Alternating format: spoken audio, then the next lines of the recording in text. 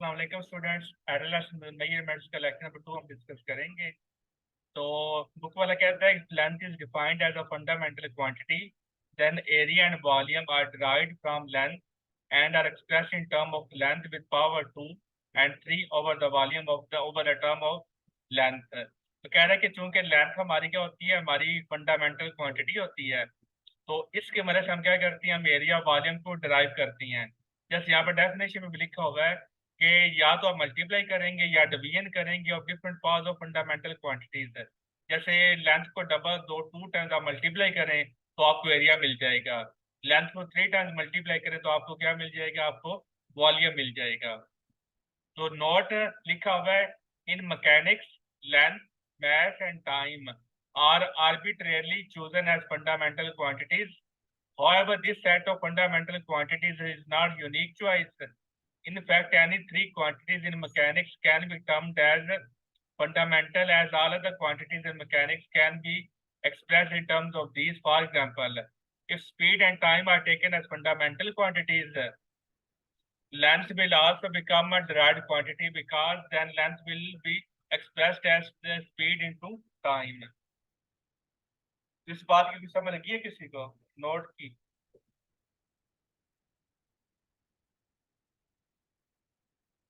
ये जो नोट लिखा हुआ है इसकी समझ लगी है आपको?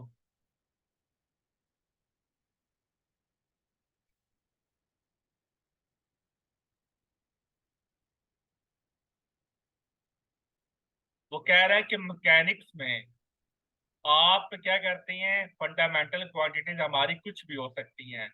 यहाँ पे हमारी फंडामेंटल क्वांटिटीज फिक्स नहीं होती। तो उसके आगे एग्जाम्पल भी दी हुई हैं। वो कह रहा है कि length math and time are arbitrarily, ये हम इसको क्या करती हैं, ये हमारी जो हम इसको फंडामेंटल क्वांटिटी यूज करती हैं। बाकियों को स्क्रीन शो हो रही है?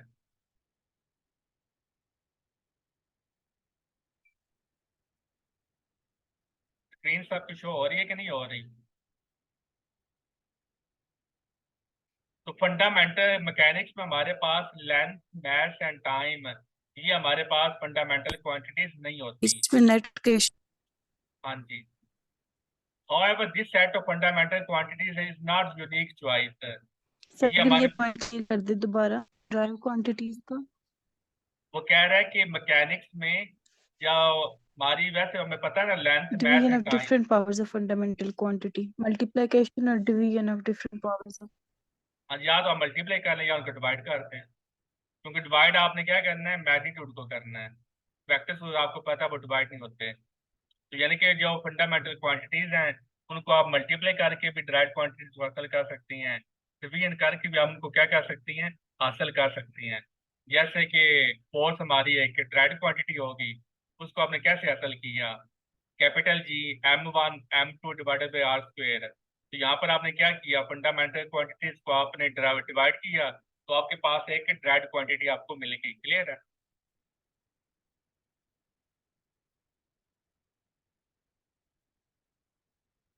However, this set of fundamental quantities is not unique choice। कि वो कह रहे हैं कि मैकेनिक्स में आप कभी भी ये नहीं कहेंगे कि लेंथ एंड मैथ टाइम ये हमेशा हमारी फंडामेंटल क्वांटिटीज है। वो कह रहा है ये बात मैकेनिक्स में अप्लाई नहीं होती।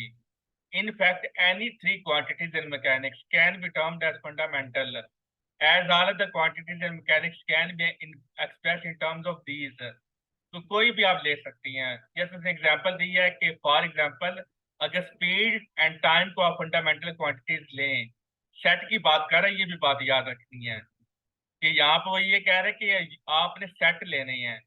जैसे ये 3 का सेट है, लेंथ मैथ एंड टाइम, तो इस पूरे सेट को अब आप फंडामेंटल क्वांटिटीज का सेट आप,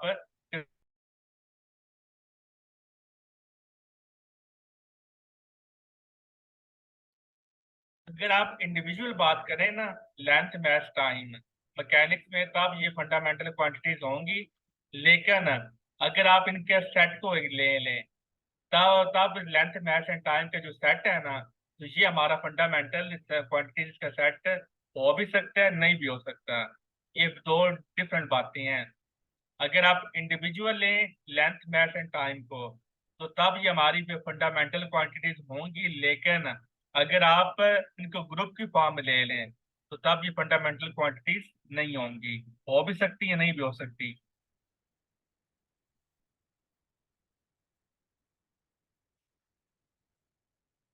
आपको अभी आवाज आना शुरू हुई कि पहले आवाज आ रही थी?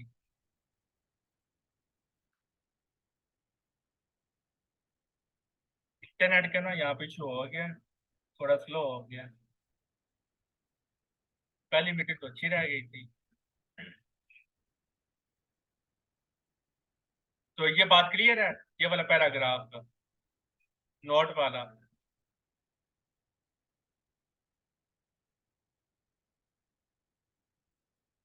नोट वाला पैराग्राफ क्लियर है कि अगर आप इंडिविजुअल क्वांटिटीज की बात करें, यानी कि लेंथ को इंडिविजुअल लें, मैथ को इंडिविजुअल लें या टाइम को इंडिविजुअल लें, तो तब ये हमारी फंडामेंटल हैं। लेकिन अगर आप ग्रुप ले लें, तीनों का इकट्ठा ग्रुप ले लें, तो तब ये हमारा फंडामेंटल हो भी सकता है, नहीं भी हो सकता। तब ये यूनिक फंडामेंटल नहीं होगा। जैसे इसने एग्जांपल दिया कि अगर आप स्पीड और टाइम को फंडामेंटल ले लें, तो यानी कि आप दो का जो पेयर है, स्पीड और टाइम, अब आपने इनको क्या कर लिया, फंडामेंटल आपने ले लिया है। तो लेंथ आपको आप यहाँ से आप डिराइव कर सकती हैं, मालूम कर सकती हैं स्पीड और टाइम से। तो ये इट मीन ये इस केस में जब आप स्पीड और टाइम को फंडामेंटल ले रहे हैं, तो लेंथ को आप यहाँ से डिराइव कर सकती हैं। तो इट मीन यहाँ पर जो लेंथ है वो क्या बन जाएगी, वो डिराइव्ड क्वांटिटी बन सकती है। क्लियर है? दूसरा एग्जांपल उसने ये दी है कि अगर फोर्स और एक्सेलेरेशन को फंडामेंटल ले लें, तो जो मैथ है उसको हम फोर्स डिवाइडेड बाय एक्सेलेरेशन से हासिल कर सकती हैं। तो इस केस में हमारा जो मैथ है वो हमारा डिराइव्ड क्वांटिटी बन जाएगा। तो मैकेनिक्स में ये डिपेंड करता है कि कौन सा सेट ऑफ पेयर आपने उसको आपने स्टैंडर्ड बनाया होगा है। तो जैसे मतलब अगर आप फोर्स और एक्सेलेरेशन को स्टैंडर्ड बना लें, तो मैथ्स उस केस हमारी क्या बन जाएगी, एक डिराइव्ड क्वांटिटी बन जाएगी in case of mechanics. Respond कर दें, ये पैराग्राफ क्लियर है?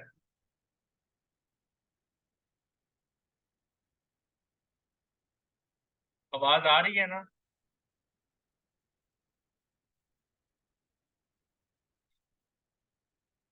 वॉइस डिस्टॉर्शन, किसी को वॉइस मेरी क्लियर आ रही है कि सभी को ब्रेक हो रही है?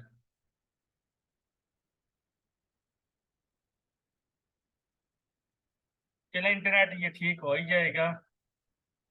तो रिकॉर्डिंग आपको मिल जाएगी अभी थोड़ी देर तक की। नेक्स्ट है fundamental and derived units. Normally, each physical quantity remains requires a unit or standard for its specification, so it appears that there must be as many units as there are physical quantities. तो कह रहे हैं कि हर physical quantity को need होती है unit की। अगर यूनिट को हम एक्सप्लेन नहीं करेंगे, नहीं बताएंगे, तो उस पर जो फिजिकल फंडामेंटल क्वांटिटी है या डायरेक्ट क्वांटिटी है, उसकी जो मीनिंग है, जो इम्पोर्टेंस है, वो खत्म हो जाएगी। जैसे हमारा जो मैथ है, ये हमारी एक फंडामेंटल क्वांटिटी है। अगर हम इसका यूनिट यूज नहीं करेंगे, केजी यूज नहीं करेंगे, तो मैथ क्या हो जाएगा, मीनिंगलेस हो जाएगा। तो इसलिए जहां पर हमारे पास फिजिकल क्वांटिटीज मौजूद है, तो हमें क्या चाहिए, यूनिट्स भी हमें उसकी जरूरत है। However, it is not, it has been found that if in mechanics we choose arbitrarily units of any three physical quantities,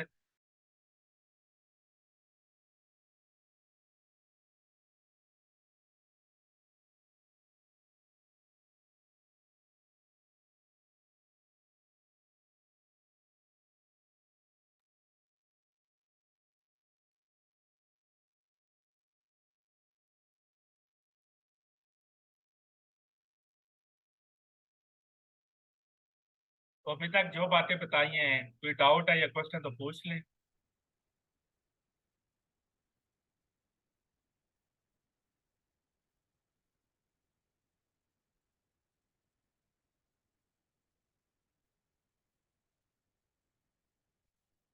कोई सवाल है तो पूछ लें, जो अभी तक मैंने बातें बताई हैं।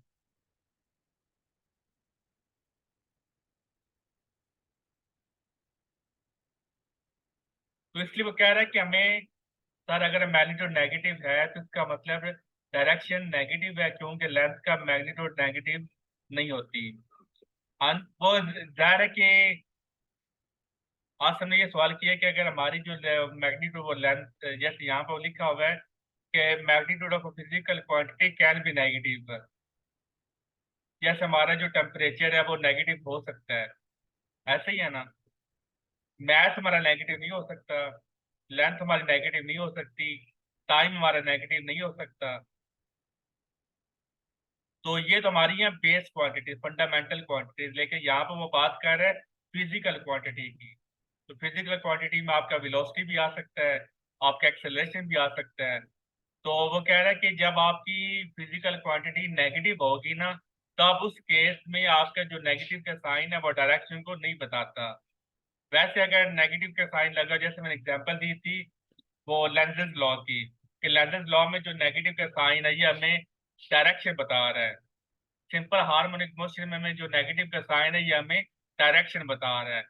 लेकिन यहाँ पर दोनों केसेस में हमारी जो मैग्नीट्यूड है वो हमारी पॉजिटिव है, इसलिए यहाँ पर जो नेगेटिव का साइन है वो हमें डायरेक्शन बताता है। लेकिन अगर हमारी ये फिजिकल क्वांटिटी नेगेटिव हो जाए, उस केस में फिर हमारा जो नेगेटिव का साइन है वो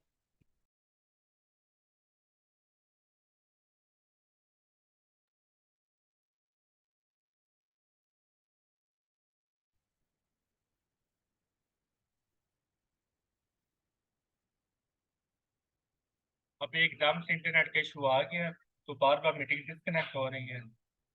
तो गुजारा करते हैं कि मिड लेक्चर हमारा कंप्लीट हो जाए, तो देखते हैं कि अब शायद ना ठीक हो। तो आसिम, आपका सवाल क्लियर है जो आपने पूछा था? अभी आपको स्क्रीन शो नहीं हो रही, वो मैं जानता हूँ। तो यकदम से इंटरनेट जो है ना वो स्लो हो गया।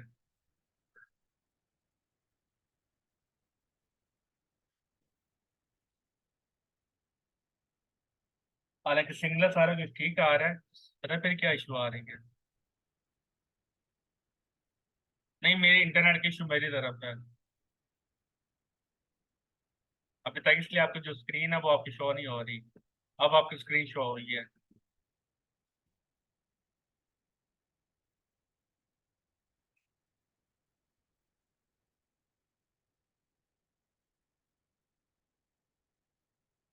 It has been found that if in mechanics we choose arbitrarily units of any three physical quantities, we can express the units of all other physical quantities in mechanics in terms of these.